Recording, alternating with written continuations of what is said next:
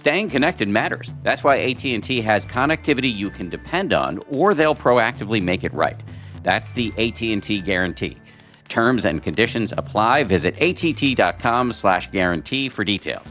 AT&T. Connecting changes everything.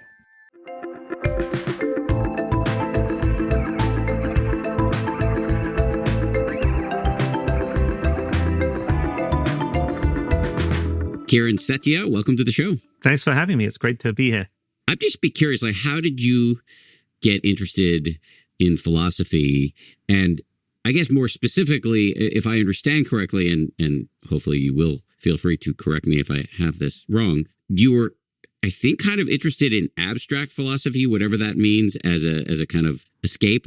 But then over time, as your life progressed, you got more interested in the practical implications of philosophy. Am I in the right ballpark? That's exactly right. So I mean, the really long story of how I got interested in philosophy is as a teenager reading H.P. Lovecraft, who's a horror sci-fi author whose stories dramatize questions like, how can we know anything about the universe, or how do we know that the laws of nature that apply here apply elsewhere? And I realized reading Lovecraft that I was more interested in our relationship to the cosmos, these philosophical questions, than I was in science fiction.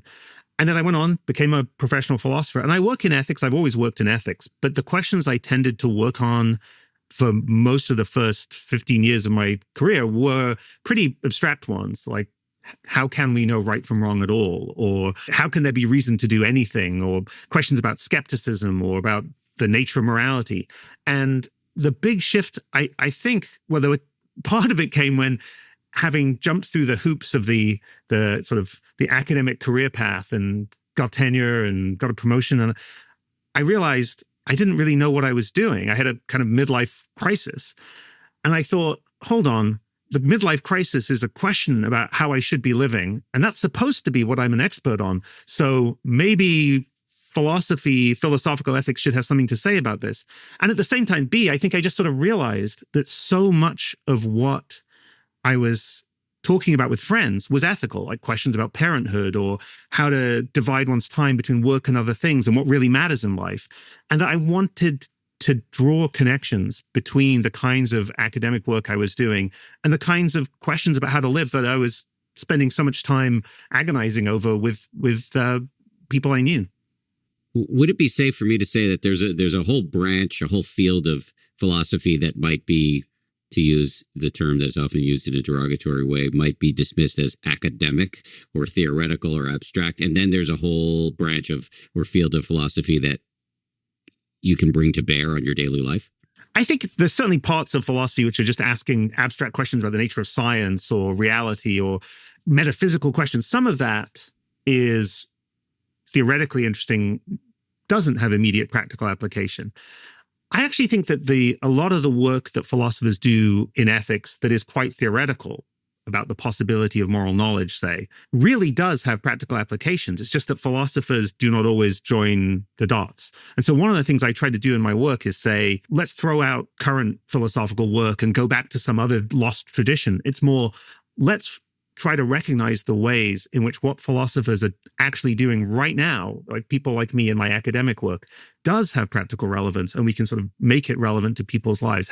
It can be used to help illuminate the kinds of challenges we're actually facing. So yeah, I think you can draw those distinctions, but I would like to be able to connect them up a little bit. So that even the stuff that may seem hopelessly abstruse, or whatever the right word is, theoretical or abstract, that it can be made practical. It's that your peers don't tend to do that. I'm curious, therefore, are you looked down upon by some of your peers for being too self-helpy? I don't know.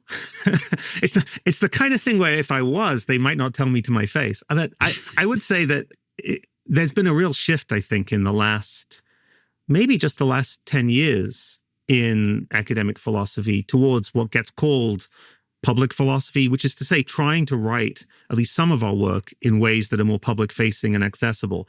So I think I'm sort of was an early adopter of that, but part of a movement in which a whole lot of philosophers who were established academics are trying to communicate more openly and in a more useful way.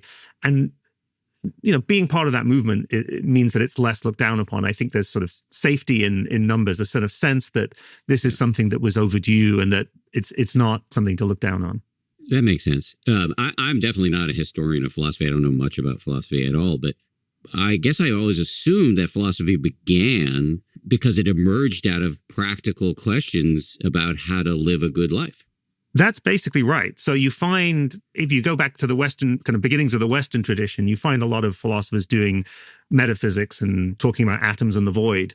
But Socrates, who plays this pivotal role, what was definitive of what he was doing was that his questions were, what are the virtues? What's a good life? How should we live? And he wanted to make this practical. So he went out into the marketplace in Athens and confronted people about their ethical views.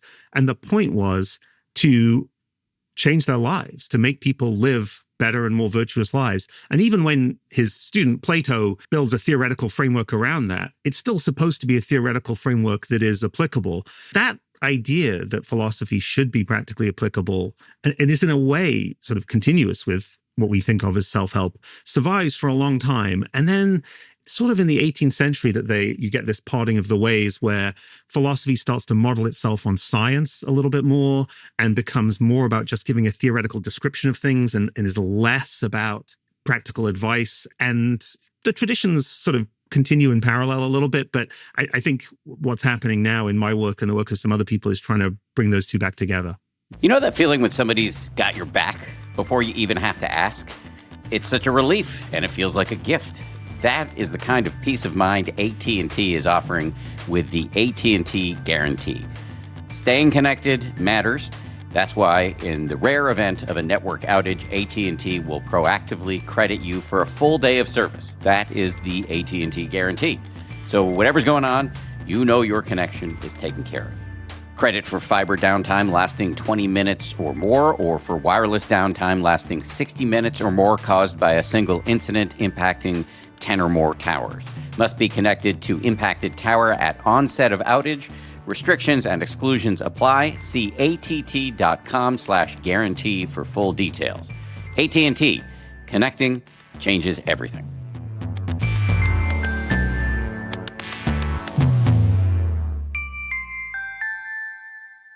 I don't know if you can call Buddhism a philosophy. I mean, I think in part it is a philosophy. It's also kind of like a diet for your mind, like a set of things to do, practices. But one of the things I've often heard my meditation teacher, Joseph Goldstein, say about the Dharma is that what was really attractive to him as somebody who had gone to an Ivy League school and I believe encountered some philosophy there, it wasn't just ideas about how to live a good life and what meaning can be extracted from life. It really was super practical. Like, here are some concepts for how you should speak to other people. Here are some concepts about what is a good livelihood. Here are some things you can do in your mind to understand reality better. And so I'd just be curious to hear how you respond to that. I think the kind of work I'm interested in doing completely shares that aspiration. I'm not a religious believer, and so what I do is secular.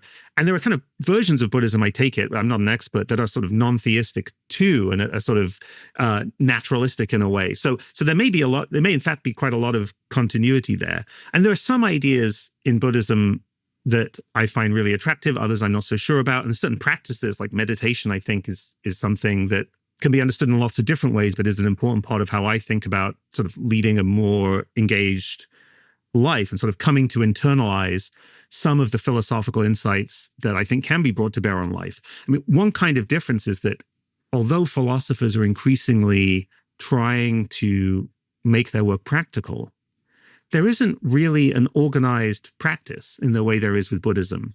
So, I think that's a really important kind of difference. I think that kind of practice, that you can go somewhere and be with people and do things together, and that there are rituals or traditions.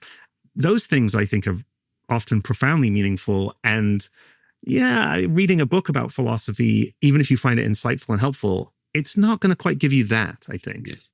Two caveats before I respond to that. One is that I'm not a Buddhist scholar. I try to practice it to the best of my ability, spend my life thinking about it, but I make mistakes when I describe Buddhism, for sure. Second caveat is that some of my listeners will have heard me say this before, but the Dharma there's no creator God in the Dharma.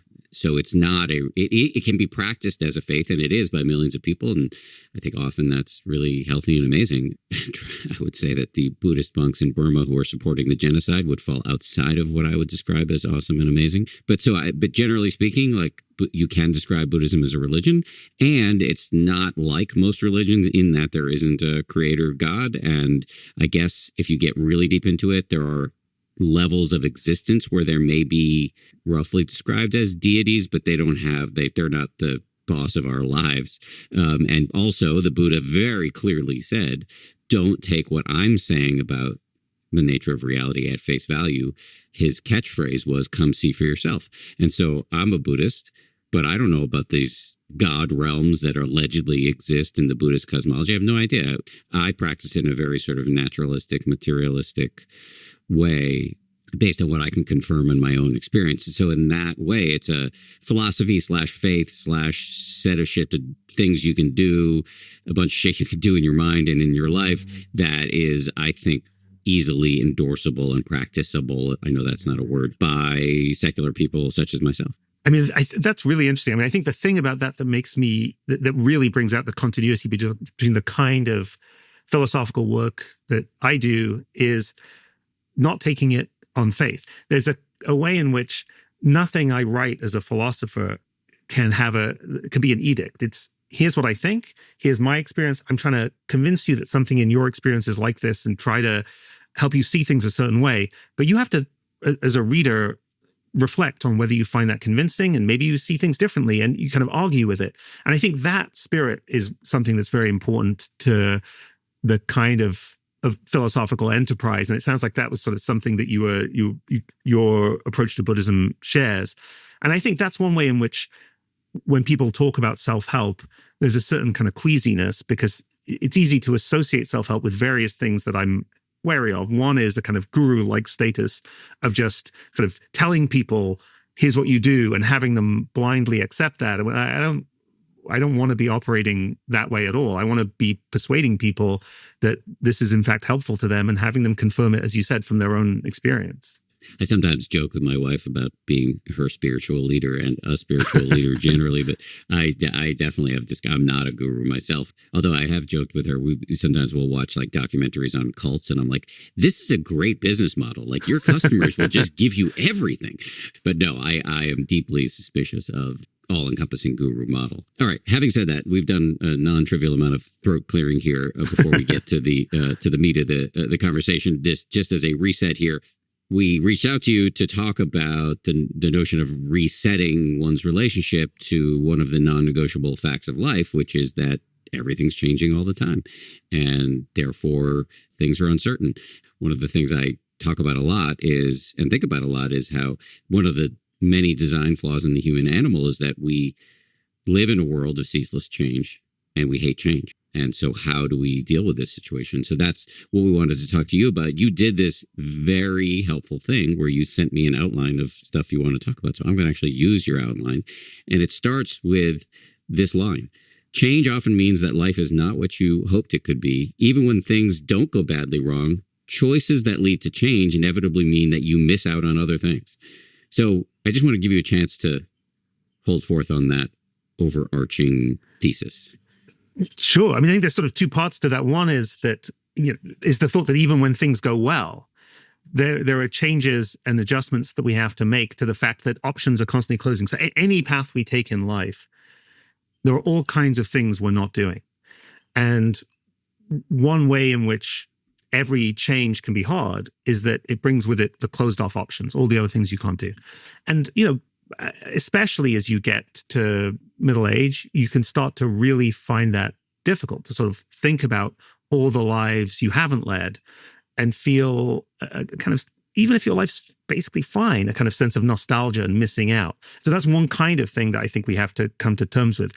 The other kind of thing is just changes that are really particularly painful, like health problems or grief or loss. I think in both cases, there are sort of philosophical kind of strategies we can use for trying to understand what's happening and orient ourselves towards it in ways that are more productive. So I don't know, we could talk about missing out, we could talk about grief and loss and pain and suffering, whichever seems more attractive to start with. I want to talk about all of it. But since you hit on missing out, let's start there. So in a world where we need to make choices because that provoke change, we're, constantly in this like ever branching decision tree in our lives. You're saying, and philosophy holds, that one of the tricky aspects is living with the regret or the feeling of having missed out based on the choices we've made.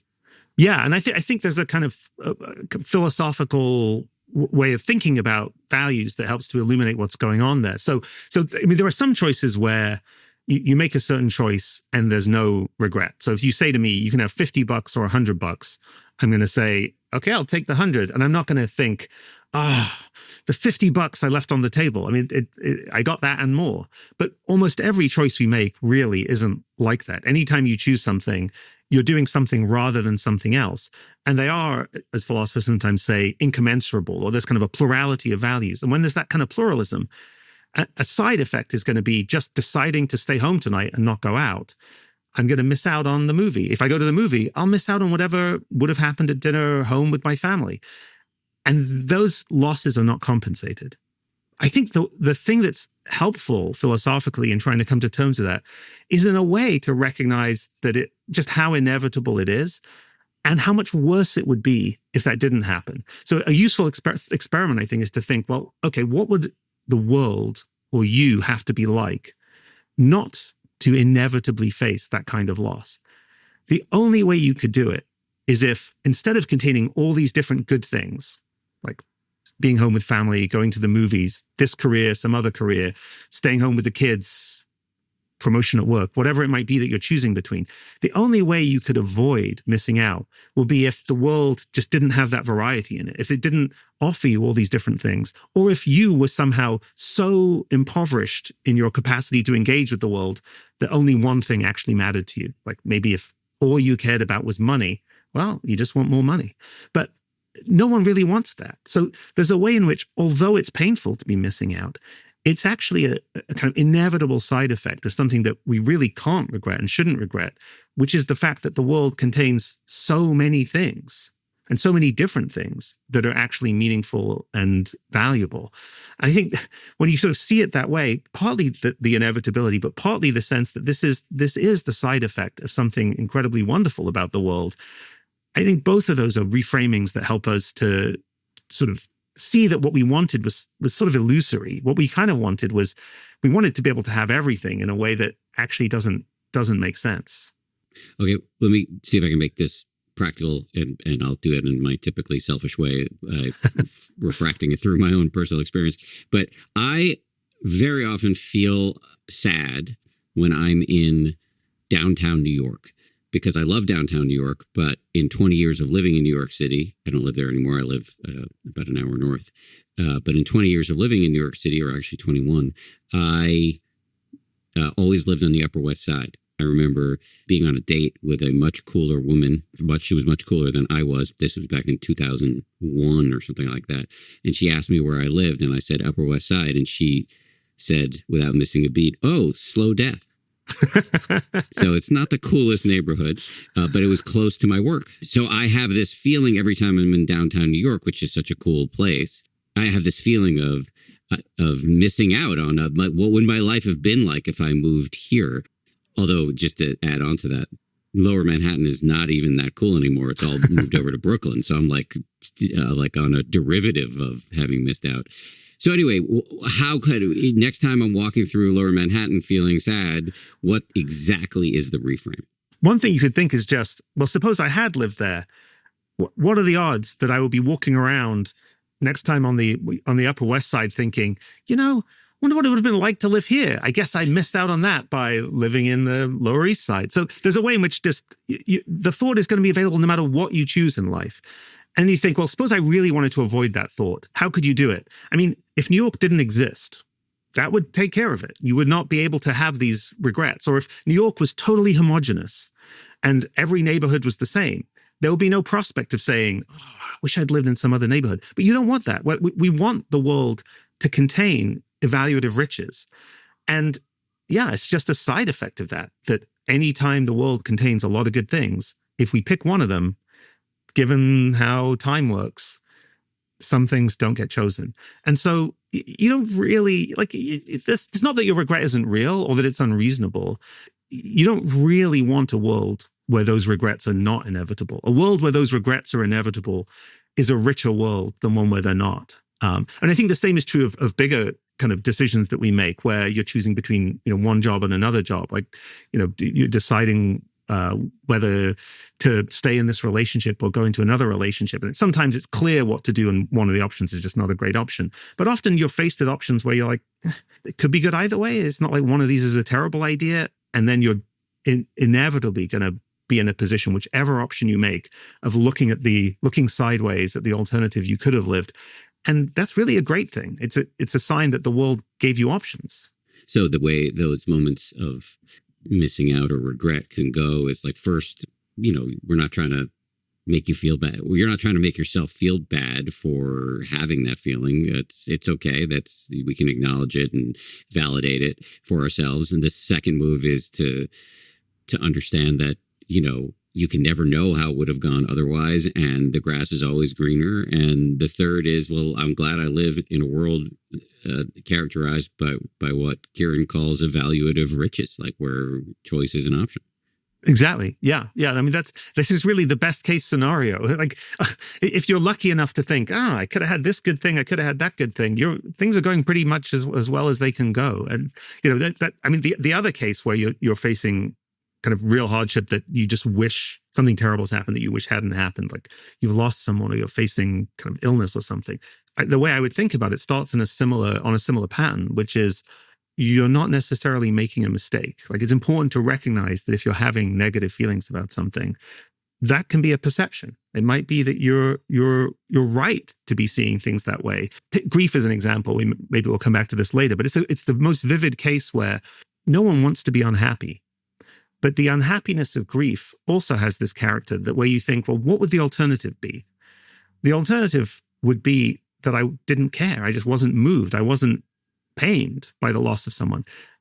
And we don't want that. So this is another kind of case where a negative feeling is not something we should deny, but we can understand it as part of what it means to be living the kind of a good enough life. The kind of life that's realistically available to us is going to involve those kinds of negative responses to things. And they're not mistakes. They're sort of genuine perceptions. Today's episode is brought to you by Bumble, the go-to dating app to find love. My wife and I met the old-fashioned way. We went on a blind date. When we met, there were no dating apps. Actually, there were no apps. That's how old we are. We met back in 2006, pre-iPhone. Anyway, now if you're in the dating game, tech is an enormously powerful tool. My cousin Deb uses Bumble, and I've seen how it's changed her experience. She's built real connections, gone on great dates with people who share similar interests and passions, and most importantly, felt confident along the way. Deb and I are super close. We potted up during the pandemic. Our families lived together. Deb's family and my family still live in the same town, so I've been able to watch up close as she's been able to build meaningful connections and go on great dates and ultimately enjoy her dating journey. What I love is that Bumble makes dating feel safer and more intentional. Everybody verifies their photo and phone number when they sign up. You can even add ID verification for extra peace of mind, so you know the person you're meeting is real, their photos are theirs, and their age is too. Bumble also offers in-app dating advice from experts including Jillian Turecki, who's been a guest on the show, and the trusted therapist Keir Gaines, who I follow on social media. Thinking about dating again? Take this as your sign and start your love story on Bumble.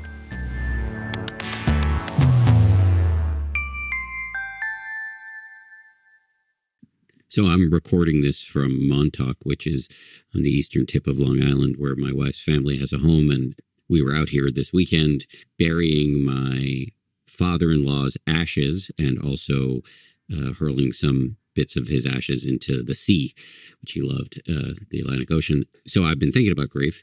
And I think that what I'm hearing a little bit from you is a kind of rescue of that old cliche that it's better to have loved and lost.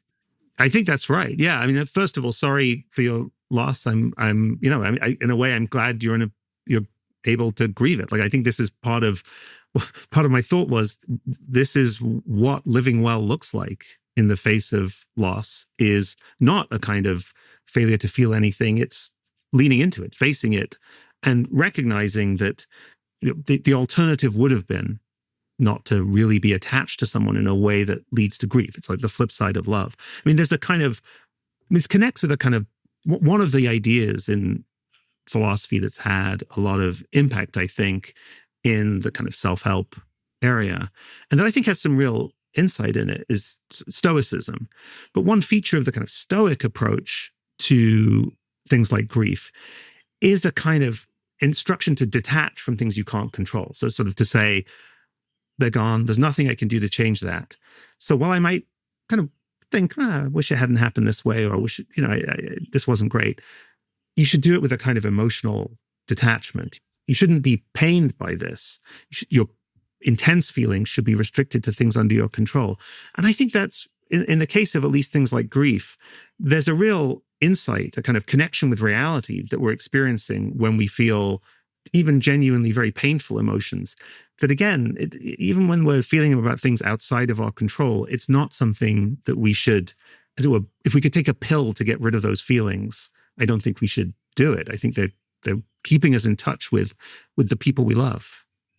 Yeah, so maybe I'll weigh in with some, again, to the best of my understanding, with some Buddhist context in what you just said. So if I heard you correctly, you had a mild beef with the Stoics and this idea of detachment, especially when it comes to grief. It just doesn't seem doable for most of us who are not lizards. And I would say the Buddhist tweak on that, which is often misunderstood, is not attachment or detachment. It's non-attachment, which is very different from dissociation. It's a kind of radical association where you are with your grief, not denying it, in a state of mind that we call mindfulness, where you're open to whatever you're feeling, you're investigating how it shows up in your mind, in your body.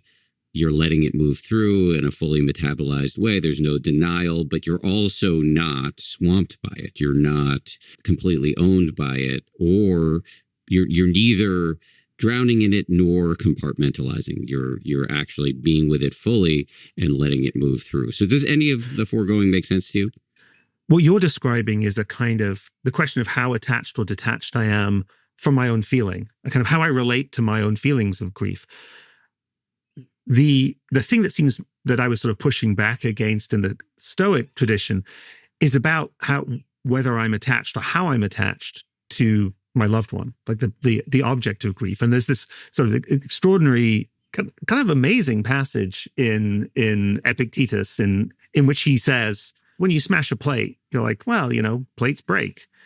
But you knew when your wife dies, people are mortal. So what were you thinking? She was going to live forever? And there's a way in which he is advocating not just a kind of detached relationship to one's own emotional response, but a kind of sort of a kind of almost preemptive mourning, a kind of pulling back from full engagement with or full attachment to another person. And I think it's true that we can overinvest in things we can't control, and that can be damaging. And that's a real insight in Stoicism. But I think we shouldn't let our relationship to other people be sort of muted by a kind of recognition that we can't control what happens to them. And that's the aspect of Stoicism that I think is sort of, it's too resistant to what I think is a kind of insight in love. And insight in love is that we feel when we feel the loss of someone that we love. I'll jump in on a phrase, preemptive mourning, which I actually think you used as in not a flattering way. That's true. I took the spirit of what you were trying to say. Like, I think what you meant was a cutting yourself off from your actual emotions and from the power of the relationship while it lasts. But preemptive mourning actually could be spun as the right approach, which is interacting with everything and everyone with the constant re-upping of the understanding that we're all impermanent, and therefore you're relating to things with the urgency and vitality they require. You're not sleepwalking through life, but also the wisdom that allows you to see that everything is a broken plate anyway. I'm totally on board with that. I mean, I think in a way, another kind of big idea that guides my work in this practical area of philosophy is the idea that the starting point is acknowledgement of reality. So here's an experience that I don't know if you've had it. I've had it. I've been on both sides of it, where you share a problem with someone and they immediately go into what I call assurance advice mode. So they're immediately like, it's going to be okay. Here's what you do. And they absolutely mean well, but it feels like a form of denial or rejection. And that what you need first when you're facing something difficult or when you're thinking about mortality is just to sit with it and acknowledge you're not wrong. This is really what's happening. And often, in fact, attend to it or lean into it and really try to figure out, just to describe what you're going through. And I think that's important both in terms of intimacy or solidarity or connection with other people. It's also important, I think, because part of what's hard about the hard things in life or changes that are difficult is often not just that they're difficult, but that we don't really understand them. And not understanding them, feeling disoriented in that way, adds to the difficulty. And so being able to sit with them enough to pay attention to the point where we can feel like we understand them better or comprehend them better, even if that doesn't go anywhere else, it's already a kind of consolation. But often it does go somewhere else, that sitting with something and really being able to pay attention to it, acknowledge it in a way that gives you understanding, allows you to orient yourself towards it better. It sort of maybe it answers the question what to do or how to feel, or at least gives you a kind of guide about how to feel about it. I think how that plays out with respect to any given change in life is going to be different. It will depend on the details of the change. But I think that's in the spirit of what you were saying about mortality, that avoidance is not going to be a way of living well in the face of difficulty or things that are hard realities. Yes, it's also not possible. Like, again, as I said before, like, unless you're a reptile, like you're just compartmentalizing, and it's going to pop in the psychological game of whack-a-mole. If you tell yourself you're detached, it's going to come up in some other part of your mind and in your other part of your behavioral repertoire. It's just just doesn't work. Yeah, just to get back to what you said about when somebody's telling you about a problem and you go right into fix-it mode. What I used to do that, but learning to sit in the dark with somebody has been a game-changing interpersonal skill for me of, seeing, especially with my son, just being with him in the problem rather than trying to fix it. Like that is what people want.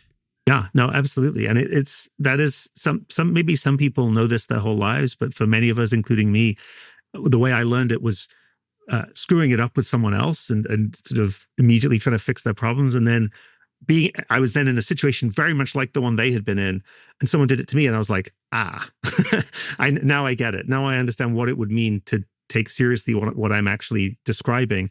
And also just, like I said, how much consolation there is in simply sharing the reality and understanding the reality of what you're going through, and that overcome the sense of unintelligibility, or I don't really understand what's happening, is itself such a source of suffering and disorientation. And you're not going to get rid of that unless you're able to sit with difficult things. Yes, and it helps to do that as a team sport. There's a phrase you use on this subject of grief and loss: comfort in bleakness. What does that mean? I mean, I think that the kind of comfort in bleakness is in a way the comfort of accepting inevitability and of accepting the positive side of the capacity to feel terrible loss. That kind of the pain of it is a reflection of something, again, that we don't want to live without, namely deep, loving attachment. I think that's the sort of idea there. So it goes back to the theme we started with of the ways in which difficult emotions can be both insights into things and also reflect features that, although at the time we don't want to be suffering this emotion, it reflects a feature of the world that we don't really want to change. We don't really want to wish away. Another bullet point on your outline as it pertains to grief and loss is the notion that relationships with people we've lost don't end but change. Yeah, I think this is a really important kind of illusion we're often subject to. I think one way in which to kind of get it into view is to think about two different kinds of grief that we experience. So one is grief about the end of a relationship. So the philosopher Sam Scheffler has this nice terminology where he calls relationships that in some sense end, like a friendship that breaks up, or a romantic relationship where you break up with someone. He calls those completed relationships. And then when someone dies, he calls that an archived relationship. There's a kind of grief that we experience when someone breaks up with us or a friendship ends. Even though the person isn't dead, there's a kind of loss there. And the loss involves the fact that the relationship is sort of severed or changed in some way. Something else happens when someone you love dies, namely they're gone. There's the loss of their existence from the world, the loss to them, not just the loss of your relationship. But one thing that happens is your relationship changes. You can't relate to them in the same way. And I think it's a mistake to think of that as the end of a relationship. It's not like there's no ongoing relationship. It's that, well, you can continue to have a relationship with them. You will still think about them. They will still have this role in your life. It's just that the role they have in your life is going to have to change. And I think one way to think about what we're doing when we come to terms with loss is not living without a relationship. It's trying to think, well, what role can they play in my life, given that they're not temporally present anymore? And the answer is they can still play a role. There's still ways in which you can still sort of think of them as present or mentally relate to them. And those are often things people draw great solace from. And so I think that's a kind of important thing. I think the more you conceptualize that explicitly and sort of think consciously about that relationship change you're going through and think of it in those terms, the more likely it is you'll be able to find a way to manage it that's actually productive or that shapes things in a way that actually makes sense to you, rather than just allowing the relationship to be severed and then just letting it sort of kind of do whatever it does. It's sort of like when you're breaking up with someone, you can do it mindfully, where you kind of think, okay, well, are we going to be friends? How are we going to relate to each other now? Or it can just be a bad breakup. And something similar, there's a similar kind of contrast that applies when people die, when we lose them that way. But we don't often think of it in those terms. We just think, we're often passive about that kind of change. And I don't think we have to be passive about it. I think we kind of actively think through how we want to reshape the relationship. It's different from a breakup, but it has that kind of relational structure, I think. So in either of these situations, with a breakup or a death, practically speaking, what would an ongoing relationship look like? I mean, one thinks of, sitting at a graveside and conversing with the person. That's a move. The other is that I can think of is, especially with people who are no longer in my life for whatever reason, nuggets of wisdom that they gave me that I still operate. Like, I'll give you an example.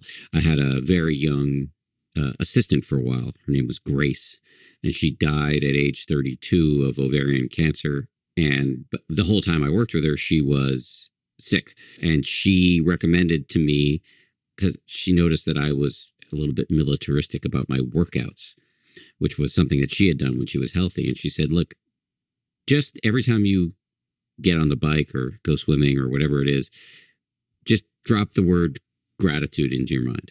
Like, you get to do this. And so I think of Grace literally every day, even though she's been dead for 4 or 5 years, because I do that thing. So that's an ongoing relationship with somebody who's not here. Those are exactly the kinds of things I'm thinking of. And I think there are two things that make this hard, I think. One is that when most people were parts of an organized religion, there was a kind of imposed structure of how you were supposed to remember someone. The rituals of mourning were kind of relatively prescribed. You might have yahrzeits or whatever. You had the sitting shiva. You had this sort of structure you could slot into. For people who are not part of an organized religion, you don't have that. The other thing was that, I wrote the book where I talk about this, Life is Hard, was written during the pandemic when my father-in-law died. And at that point, the ordinary rituals of mourning or sort of honoring the relationship with somebody you lost were really curtailed. Like, we couldn't go and visit, we couldn't be there. And so there was a lot of invention, and a lot of it takes the kind of form you're describing, where you think, well, what could we do that would be in some way reflective of or honor the importance of this person and why they mattered and why the relationship mattered. So, when my father-in-law died, he was a huge college basketball fan. And the March after he died, we watched as much March Madness as we could. And this was sort of a meaningful way of communing with him and thinking about, it was sad because all the games where he was a huge IU fan, all the games where IU won and he wasn't there. Actually, maybe IU didn't make it that time. So anyway, he wouldn't have cared. But there was a way in which we sort of had to invent things to do that were in some way our kind of makeshift rituals. And I think a lot of people do that. So the things you're describing are exactly instances of that. And so thinking consciously, like, how will this person still be part of my life even after they're gone, is a way to sort of recognize that what's happened is not a absolute severing in a relationship. It really is just, it's a relationship with someone far away. They're far away temporally, but it's not like you don't, continue to care about and have an important kind of connection with people who are far away on the other side of the world. And then, it's kind of like that. You have to shift how you relate to them. They're no longer present, but there are ways to maintain that kind of relationship. They'll be more one-sided and less interactive than before, but that doesn't mean they're not genuine forms of relating to someone. You know that feeling when somebody's got your back before you even have to ask? It's such a relief, and it feels like a gift. That is the kind of peace of mind AT&T is offering with the AT&T Guarantee. Staying connected matters. That's why, in the rare event of a network outage, AT&T will proactively credit you for a full day of service. That is the AT&T Guarantee. So whatever's going on, your connection is taken care of. Credit for fiber downtime lasting 20 minutes or more, or for wireless downtime lasting 60 minutes or more caused by a single incident impacting 10 or more towers. Must be connected to impacted tower at onset of outage. Restrictions and exclusions apply. See att.com/guarantee for full details. AT&T. Connecting changes everything.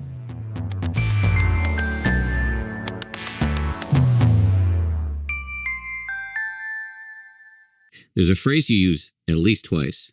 Once in relation to the subject that we began this discussion on, which is, missing out. When you make a choice, inevitably you're going to miss out on the other things. Then you use it again when you're talking about grief. And the phrase is, why living well is not the same as feeling happy.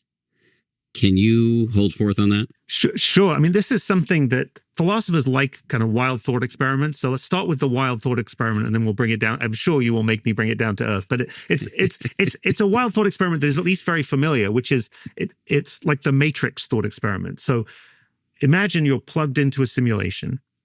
None of it is real, but you can't tell that, and you think you're having all these experiences. Now, in the Matrix, there's lots of people plugged in, but imagine in this simulation, it's just you. So all of the apparent interactions with other people, it's just computer avatars. There's no one really there. If you don't know that this is all fake, you might feel totally happy. If we engineer things right, you play the game right, maybe you're feeling really great, but you're not actually doing most of the things you think you're doing. You're not actually having relationships with people. And most of us think, it's not like I wish for that kind of life for myself. It's not like if someone said, hey, here's an option for your kid. I know you really care about them and want them to have a good life.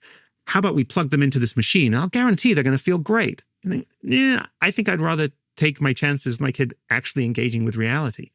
And what that suggests is, not surprisingly, that there are things that matter to us and rightly matter to us in living well, other than just how it feels. There's actual engagement with reality. That's the thought experiment. The mundane cases where I think this is vivid are things like grief, where there are negative feelings we have that actually it wouldn't be better if we didn't have them, because the negative feelings are a kind of registering of reality, or missing out is like that too. So I think those are more mundane cases where you can see that there's a difference between the kind of what a good life might look like in the circumstances and just feeling happy. And it's one way in which I think a lot of self-help, not all of it at all by any means, but a lot of self-help sort of frames itself around the goal of individual happiness.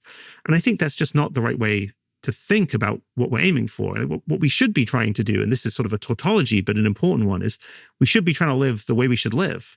And the way we should live is going to involve actually engaging with the world, not just feeling a certain way. And part of why that matters is that the goal of just feeling happy is really quite selfish, quite self-centered. It's not that happiness doesn't matter, but a good life is one of engaging with the world and other people in ways that makes you vulnerable to unhappiness. When, as will happen to all of us, those forms of unhappiness come, that doesn't mean you would have been better off living a life where you weren't vulnerable in those ways, where you didn't experience that kind of pain, where you just felt happy. Like, thinking about being plugged into the simulation is one dramatic way to sort of bring out that contrast. Yeah, I mean, I completely buy that. A good life involves the full repertoire of emotions and not just happiness. Although I will say that the word happiness is doing a certain type of work in that sentence. Like, my understanding of happiness is broader, and it involves one understanding of happiness is just having the tools to deal with whatever emotions come our way. So you might say that my version of happiness is close to equanimity. So I think there's several things. That's really several interesting things happening there. So one is you're right. By happy, I was meaning just feel good. And you might think, well, when I talk about happiness, I mean something more complicated. It's not just the buzz of emotional high. The other thing that's going on there, I think, is that there's another element, which is not just about the kind of diversity of feelings. It's about engaging with reality. Like, it really matters that we're in touch with reality. A good life is one in which you know what's happening. You're not just deceived about what's happening around you or about other people and and how they relate to you. Like, it will be better to know often if someone has a problem with you than for them to hide it. Even if, your feelings are being saved, you're not actually having a good relationship with them if they're just closed off in that way. So actual engagement, like the real engagement, is part of what I'm getting at here. It's partly that it exposes you to negative feelings, but it's not just the feelings. It's that this is real. We'll lose touch with if we just think in terms of feelings as opposed to kind of real contact. And so would you say that in moments of change or uncertainty, a one reframe could be allow yourself to feel this fear or sadness or whatever it is that this tumult is provoking for you. So we're not trying to deny our feelings, but to understand that these feelings are naturally the result of being in touch with reality. Absolutely. I think that's that is a kind of key idea for me, is the idea that if we're in touch with reality, sometimes reality is hard. We're living better, even if it feels worse, when we take in the ways in which it's hard. And then also, I think it helps us to make things better. I think it's also true that when we're paying attention to how things are hard, we've got a better chance of figuring out how to change them or how to make a difference. Even just in itself, I think that kind of contact with reality is part of living a good life. And that's what makes a good life radically different from just being plugged into a simulation. Yeah, or on a much more grounded level, because most of us don't have the access to a simulation. We have simulated simulations, like we could be on our phone all the time, or live in VR. But that's actually the better example. Is like instead of living in denial or distraction, which is a failing strategy because reality will come for you eventually, better to be constantly in touch with reality or consistently in touch with reality in a way that allows you to navigate it with a little bit in a more supple, sophisticated way.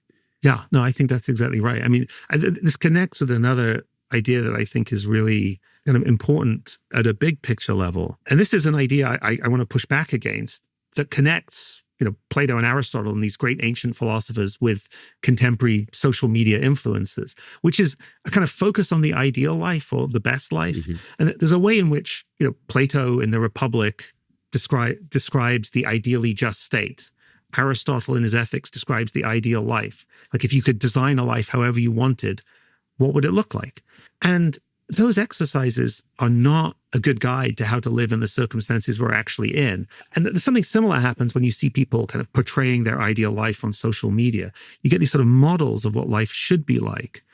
And they're problematic in part because they're unrealistic, and life isn't going to be like that. As you said, we're going to face difficulty. In part because they're often a way in which you beat yourself up for not having the kind of life you should have. But in part because they're not actually a very good guide to how to live. Like, it's not a good guide to how to live in the circumstances we're talking about, where you're facing something difficult and really trying to pay attention to it. Often the advice, well, think of your dream life and aim for that. It's not actually a good way to try to go. If you're dealing with something difficult, it might be that you have to change. You have to really shift your sense of what the dream life is going to be. So here's an analogy would be, you might be baking and you want to make a chocolate cake and you realize you don't have any cocoa. You could say, well, let me try to make the cake that's most like a chocolate cake. But that's not necessarily going to be the best thing to do. It might be the fallback is to say, okay, I have to work with reality as it is. And that might mean giving up on certain kinds of ideals that I had beforehand. And so I think one thing you learn from really trying to allow the facts of your situation, even the difficult facts, to orient you is a kind of willingness to let go of certain kinds of ideals that can be punitive and just sort of unhelpful as a guide. And that kind of idea, the idea that we should aim for the ideal, I think it's weirdly a kind of deep connection between the roots of Western philosophy and American social media culture, where people are kind of promoting these kind of ideals that then, we feel like we ought to have, and that it's not actually leading us to live our lives in ways that are really engaged with reality. Let's dig in on that for a second. I definitely agree that we shouldn't aim for ideals that are arbitrarily established by some schmuck on Instagram. Having said that, can't it be useful to have a goal and then be willing to pivot as you move forward? I think that's right. So certainly having a goal can be very useful. And in fact, even having ambitious goals can be really, really useful. But I think it's the willingness to pivot, and it's the question of what the pivot looks like. So if the pivot is come up with something that looks as much like the original goal as possible, you're sort of constraining yourself in a way that's risky. You may find that the right pivot to make when one of your goals is not working out is not, well, what's as similar to that as possible? It might be that the best pivot in the circumstances involves saying, well, what other goals are there that are actually really meaningful, that are more fully available in my new circumstance? And maybe I'll go that way instead. So I think this is a way to go back to our original theme of change. There's a kind of resistance to change that I think we're subject to, which involves not just having goals or ideals, but allowing them to guide us beyond the point at which they've outlived their usefulness. And that is, again, like I said, it's like baked into how philosophers have thought about how to live, that the ideal life is the guide, and it should always be the guide from way back in the history of philosophy. But I think it really isn't actually fruitful. It can be self-undermining. Yes, it can prevent us from being nimble in the face of ceaseless change. And something I talk about a lot with the CEO of my company is a concept that I heard from one of our prior guests. I can't remember who said it, but I've definitely incorporated the concept. Is, Tony and I spend a lot of time on whiteboards thinking about what is the future of this company, et cetera, et cetera. But we also always throw in the phrase, expect adversity.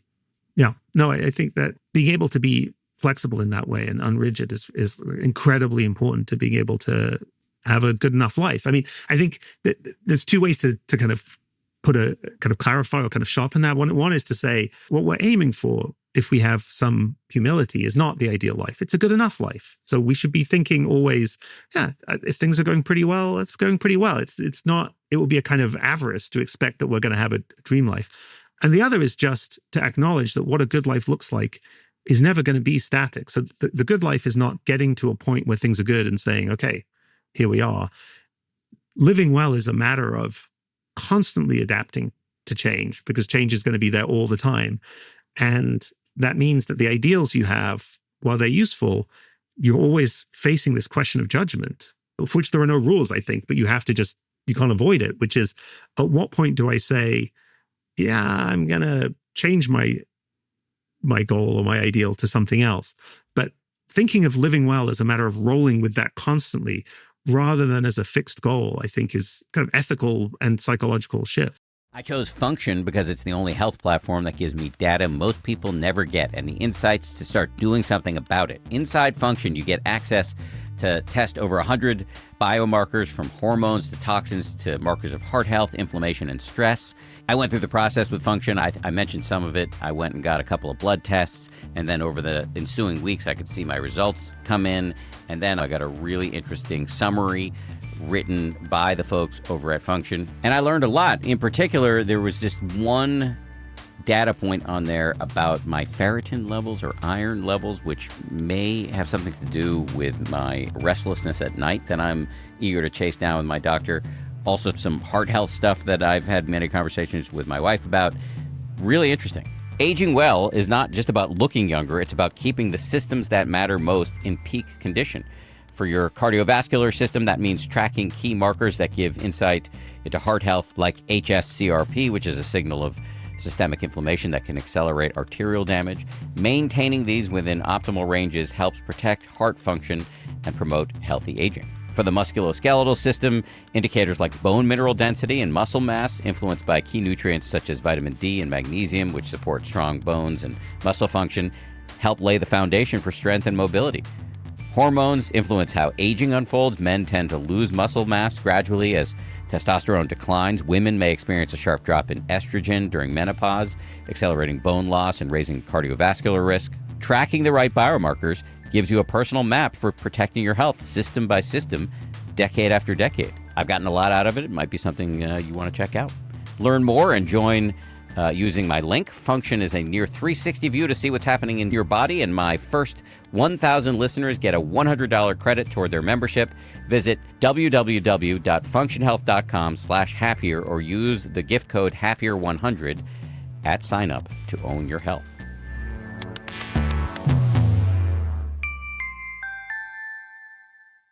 You have a couple of other areas of adversity where you have some practical thoughts, and I'd love to see if I can hit as many of them as possible before I lose you. One of them is physical adversity. What are your thoughts about how we can handle the fact that our bodies are changing all the time, often in ways we do not enjoy? This is something that's a particular interest to me. Is really why I started thinking about this topic. Was that I have a chronic pain condition that I've had since I was 27, and it's one of those things that, like lots of chronic conditions, you spend about 10 years going from doctor to doctor trying to figure out the magic cure. And then the point at which things get better is the point, at least it was for me, the point at which I said, okay, the goal here is not fix this. The goal here is live a good enough life with this. And for me, the strategies we've talked about really helped there. So part of it was just asking myself, why is this so difficult? What's the problem here? And understanding it better. And like when you're dealing with physical suffering, physical pain, lots of people deal with it either chronically or they have it for some period of time. You might think, why is pain bad is a silly question. I mean, like, if anything's bad, pain is bad. What's to say? But actually, there's quite a lot to say about why pain is bad, actually, and in ways that I think are helpful. So one is, like, one of the problems of physical pain is when you're not in pain, often your engagement with other people, the environment, is sort of transparent. You don't even really notice you have a body.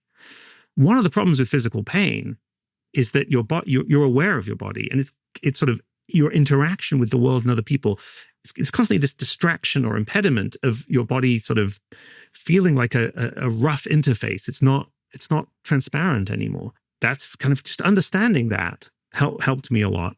It's also, I think, the fact that when you're dealing with a kind of pain condition that's either chronic or you're not sure if it's going to get better or what's happening, anxiety is a huge additional source of suffering. The part of it's the pain, and part of it is that, is this going to go away? Is this going to get worse?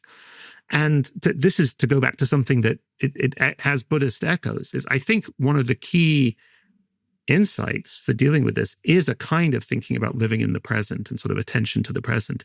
Because the thing that dawned on me at a certain point was, like, you can have a pretty good day while being in some degree of background pain. Many of us, if you just have pain for a day, you're like, well, I'll just get on with it. If you know it's going to get better, you'll just get on with your day. And you'll have a pretty good day, just irritation in the background. You can have a pretty good day with chronic pain unless it's really disabling. For a long time, I wasn't having pretty good days because it was so clouded with the sense of anxiety, actually kind of limiting my temporal focus and thinking, okay, I'm just not going to think about tomorrow. I'm going to just live today and focus on what I can do today that will be meaningful, was a massive sort of shift in my experience. It goes back to the living well is not the same as feeling happy, because it wasn't that made the pain go away, but it made me think, yeah, but there's all the good things I can do. Don't worry about tomorrow. Just do today. And that, I think, in practice, it's a hard thing to maintain because anxiety is very sticky. But that's a kind of practical shift that I found incredibly helpful. And I think it doesn't just apply to things like chronic pain. I think many of the difficulties we go through, we exacerbate them ourselves by projecting forward what's going to happen. And there are practical situations where you have to plan ahead, but we do it so much projecting forward that is not about practical planning. It's about, in effect, a kind of self-inflicted anticipatory suffering. And it's hard to get rid of, but it's not doing us any good. And if we could get rid of it, that would be really transformative. Two quotes coming to mind based on the foregoing. One from Mark Twain: "Some of the worst things that ever happened to me never actually happened," speaking to the power of mental projection. And the other, going back to the beginning of your utterances there about how pain can remove you from full contact with the world. I think it was Aristotle who said, when you have a sore thumb, the self is in the thumb. I don't know. It could be. I should know the answer to that, but it's a good quote. Yeah, right. It gravitates your attention, and attention is like been a theme throughout this conversation. Like attention to things and other people is incredibly central to being able to live well. And if your attention is being sucked into your thumb, there's just a limit to how well you can live. So trying to acknowledge that and try to figure out how to redirect your attention is really important. It's not necessarily easy, but I think understanding that that's what the part of the problem is not under your control, namely the pain, often not under your control. Part you can potentially try to control, which is the way in which your attention interacts with the pain. And that is something you can sort of work on at least. AI is telling me there's no attributable source to the quote about the sore thumb. It's just to say, let's move on to failure. Part of living in a utterly contingent, constantly changing world is that the things we set out to do don't often work, either because of our own mistakes or the world setting in on us. What useful things does philosophy have to say about navigating this? I think there are two big things. One is about narrative, and the other is, again, connected with living in the present and has a kind of Buddhist adjacent flavor. But let's talk about the narrative thing first, is really that there's actually a history to this idea, actually, that there was a kind of shift in the language even from thinking about particular projects we engage in as being successes or failures. You try to do something, you succeed or fail, to the idea of thinking of people that you would categorize yourself as a failure or a loser, a winner or a loser. That shift sort of happened in the course of the 19th century, and kind of metrics for evaluating how someone was doing overall, often financial metrics, came to be very central. So the idea that you could take the measure of someone as a whole became really central. The fact that it's historically contingent is helpful because it tells us we don't have to think about our lives that way, but also it's really toxic. So I think one of the key ways to kind of liberate ourselves, not from the fact that we will sometimes fail, but from the way in which the idea of failure can be a stick with which to beat ourselves, is to try and resist the idea that our lives have or have to have a kind of narrative arc in which there's one defining goal, that if we reach that, we are a success. And if we don't, I am a failure. And instead to think, no, there's just lots and lots and lots of things I'm going to do in my life, in some of which I will succeed, in others of which I will fail. So that sort of the main character syndrome, where you're like, look, there's this, I'm the hero, there's going to be this one big story. I think it's not just that it's risky, because if things don't work out, you're going to feel like a giant failure. It's also that it can be impoverishing, because it prevents you from seeing all of the little things you're doing that might be going well, or that you might be succeeding at. So I don't think this takes away the fact of failure, but again, I think there's a way of thinking about failure as a kind of measure of us as a whole person that is not inevitable. And I think we should really try to push back against that kind of conceptualization of failure, really. Right. So just to put that in practical terms, I was part of a meditation app. Didn't work out for me. The reframe would be, I'm not a failure. I was part of something that didn't work for me. You had a project, it failed. But like to think then, I'm a failure, I'm worthless. If you bind your identity too much into one or two or small number of projects, there's a real risk that they will come to have that significance for you. I think it's sort of smart strategy to diversify, as it were, to have lots of things in your life that are projects that seem worth doing, and not to think, well, this is the one that will define me. Like this, if they were going to make a movie about me, this will be the central narrative. Like your life is not a movie. No one's going to, well, some of us they'll make movies about, but most of us, they're not going to make a movie. There doesn't have to be a central narrative. There's just lots of things we're doing. So yeah, you can think about something like that as a case where you tried something and it failed. But I think resisting the idea that that's identity defining is really helpful. You said there was another branch of this, which is something about valuing the activity itself, not just the outcome. Yeah. So this, I think, is something that applies to every project, not even if you don't have one big project, is projects where you're trying to achieve something valuable, like they matter and they have real value. But there is something kind of troubling about the structure of projects. So suppose I have a project like getting a promotion at work, or getting a job, or having a kid, or winning a race, whatever it might be. What I'm doing when I pursue a project like that is I'm taking something meaningful and I'm putting the thing that matters at a distance from me. I don't have it yet. So there's a kind of frustration in the present. I'm trying to get something I don't have. And then the moment I've got it, it recedes into the past. So in the present, it's never really there. And it's even worse than that, because what I'm doing when I pursue a goal like that is I'm trying to extinguish it. I'm trying to get the thing done. It's as if I'm taking this source of meaning in my life and saying, well, let's get rid of that as quickly as possible. There's something sort of self-undermining about that. So there's a way in which projects themselves have a kind of unfortunate evaluative structure. It doesn't mean they don't matter, but there's something problematic about them. Not all activities are like that. So as well as, say, recording this podcast, which is a project you'll finish, there's also just talking to people about how to be 10% happier, which, you can do that forever. You'll eventually stop doing it, I guess. But it's not like there's an endpoint at which you're done. There are no more people. There's nothing more to say. Or think of parenting. You have all kinds of projects as a parent, but then there's just the ongoing activity of parenting. There are these things that I call projects telic activities, because they have a telos or end where you're trying to finish something. These activities that don't have an endpoint are what I call atelic. And when you have an atelic activity like parenting, going for a walk, talking to someone, it doesn't have that project-like structure. It doesn't have the feature that the thing you want is at a distance in the future. If you want to be talking to someone, it's happening right now. If you want to be parenting, here you are. That's what you value. And you're also not extinguishing it because it's not finishable. And they also have a very different relationship to success and failure. When you value a project, at the end of the day, you'll either succeed or fail. If you fail, that's bad. If you succeed, that's kind of bad too, because it's gone. And now you've got to figure out what to do next. One of the virtues of valuing activities, valuing being in the process, is that they're not vulnerable to that kind of failure or success. It doesn't mean they're always easy or you can always do them. It's not that they're instantly available. So there are frustrations that come with valuing activities, but they don't have this success-failure structure.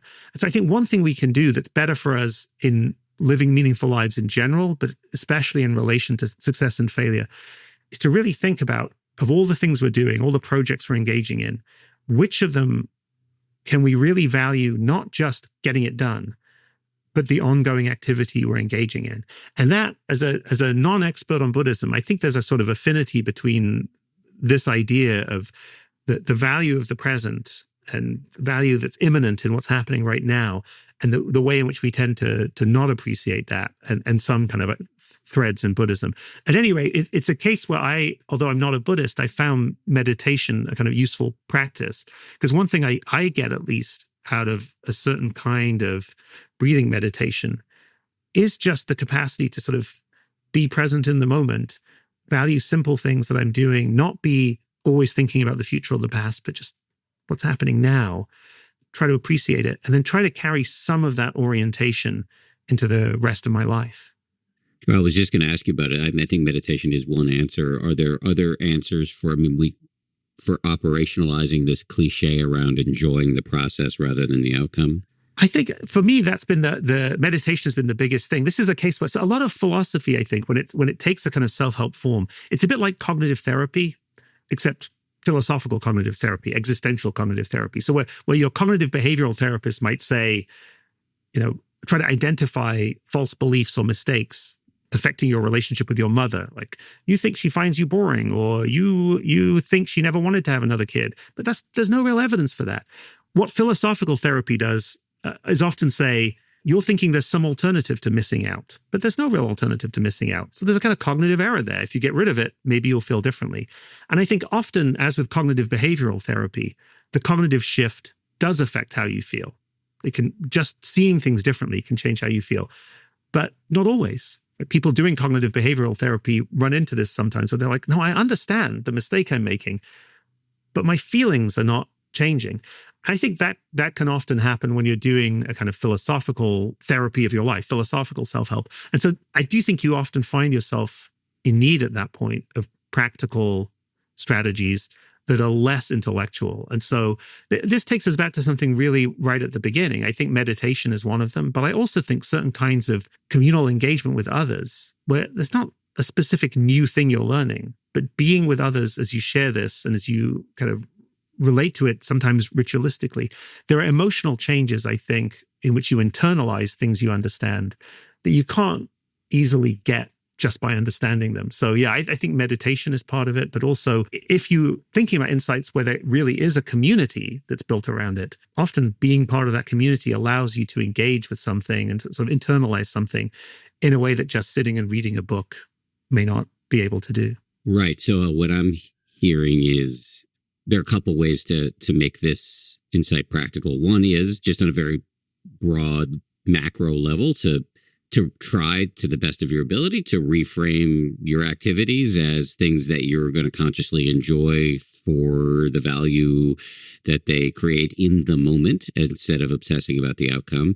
The other, if that's not enough, is to meditate, because meditation is a training in waking up and being present for whatever's happening. And then finally, surround yourself by people who take this project of living an atelic life, of doing things because they're worthy and enjoyable in and of themselves rather than focusing on the outcome, can create a kind of carpool lane effect. I think that's exactly right. I mean, I think on the two tiny things to add to that, that's exactly how I was thinking about it. When it comes to the kind of reframing, even just identifying like what is not the project, but the ongoing process that I'm engaged in here that matters to me, just articulating to yourself what you're doing. So I think remembering in the midst of parenting, I'm parenting. Like, this is part of parenting. I'm having a relationship with my kid. I know right now what I'm doing is, dealing with a screaming toddler. But like, this is part of a thing that is deeply valuable. Like, the particular project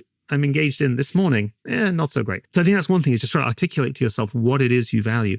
But then I do think, that one thing community can do if you're engaged in a project is just make more vivid to you and make more something about being with other people doing something allows for a kind of engagement in the present that is it's doable, but it's harder in a solitary endeavor.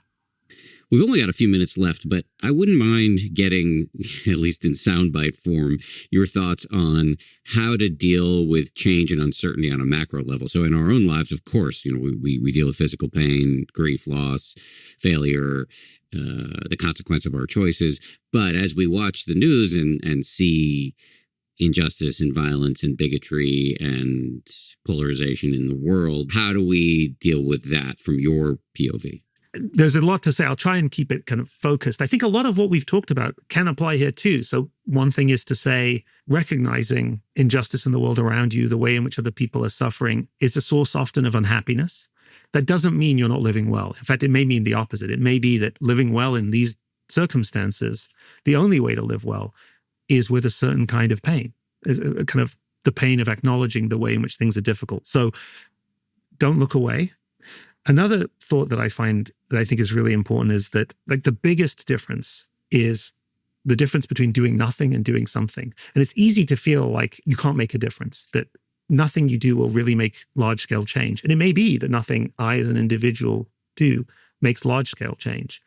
But everything is about collective action, and there are collectives at every scale. So if you can't change the world, probably you're part of smaller communities, like your school, your college, your workplace, your family, where there is a smaller collective where you do have the chance to make meaningful change. And so you engaging in collective action, a smaller scale, that can be really important. The difference between doing a tiny bit and nothing is all important. If everyone does nothing, nothing happens. If everyone does a tiny bit, the world could be transformed. Like that's hugely consequential. It's also true, going back to the point about community, that engaging with other people in fighting any injustice, it could be small scale, it could be immediately in your backyard. Engaging with other people also makes it much easier. It gives you a sense of solidarity. It gives you the sense of community and support that scaffolds you in dealing with something difficult. And then the final thing I would say is about hope and despair. A lot of us, I think, find ourselves oscillating between the two. We read terrible news. For me, it's often about the climate crisis. There's some terrible melting ice, and I'm like, despair. And then I read that there's some breakthrough in solar cells, and I think, okay, maybe hope. I think it's really important to get off that seesaw and to reframe the question there. The question is not, should we hope or despair? It's always, what should we hope for? There's always something that's the next good thing that could happen. And that's where you direct your hope. Taking away the binary and thinking, well, what's the next reasonable thing I could hope for is really helpful. To connect this, I think that's a general thing about hope and despair. For a long time, I thought of coming to terms with chronic pain as giving up hope, as saying, really, hope for the next treatment was what kept me on this roller coaster for 10 years. When I gave up hope, it all got better. I now think that's not the right way to describe it. What happened was I stopped hoping for a cure and thought, well, what can I hope for? And the answer was, well, I could hope to live as good and engaged a life as you can while just having this background hum of irritation that screws up your sleep or makes it hard to pay attention sometimes. That's what I can hope for. So I didn't give up hope. I just shifted what I was hoping for. And I think the same thing has to be true. It's even though it's painful in facing political realities. If things you really wanted are just not possible, you might have to give up on certain hopes, but that doesn't mean it's hopeless. It means you have to think, okay, what realistically could I hope for still that will be meaningful to me and to other people, and aim for that. Before I let you go, can you just remind everybody of the names of your books and do you have a website? I'm easy to find if you spell my name, even if you approximately spell my name, Kieran Setiya. Google will take you to my website, and I have some academic stuff, but I have a lot of general audience writing and essays there. The two books are Midlife, a Philosophical Guide, and then the latest one is called Life is Hard, How Philosophy Can Help Us Find Our Way. And I also have a Substack newsletter, which is kind of all over the place. Sometimes it's philosophical self-help. Sometimes it's about art museums I went to or a book I read. Sometimes it's about some annoying thing in academic philosophy that I feel like complaining about. But that's easy to find too. Kieran, thank you very much. Thank you so much.